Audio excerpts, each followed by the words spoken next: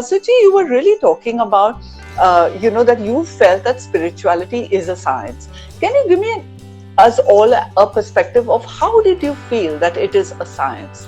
What got you to believe that it is a science? So, first we need to understand that what spirituality actually is trying to get us into. So, any scientific person, we are trying to explore things, right? In science, we explore things. We experiment and then we come to a conclusion that this is correct or this is wrong, right? And we discard if the results are not as per what we... So, we experiment and we are exploring the outer world. So, when I say outer world, it's something what we see, hear, taste, touch, feel. These are the things which are in our consciousness, what we are able to do with the limited human mind. Correct. Spirituality is actually exploring your inner world.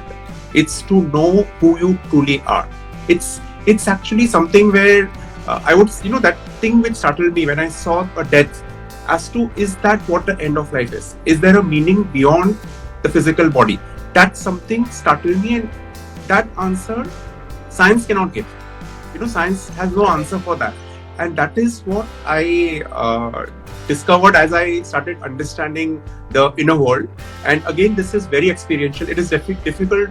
So I'll just give you a simple example, as you asked. So if you see in our very old temples, which are apparently 5,000-6,000 years or even 10,000 years, there is a one of the incarnation of Vishnu, which is called as a Varaha Avatar. Varaha Avatar is a wild boar. Correct. It was a form of Vishnu, which saved the world and the whole universe.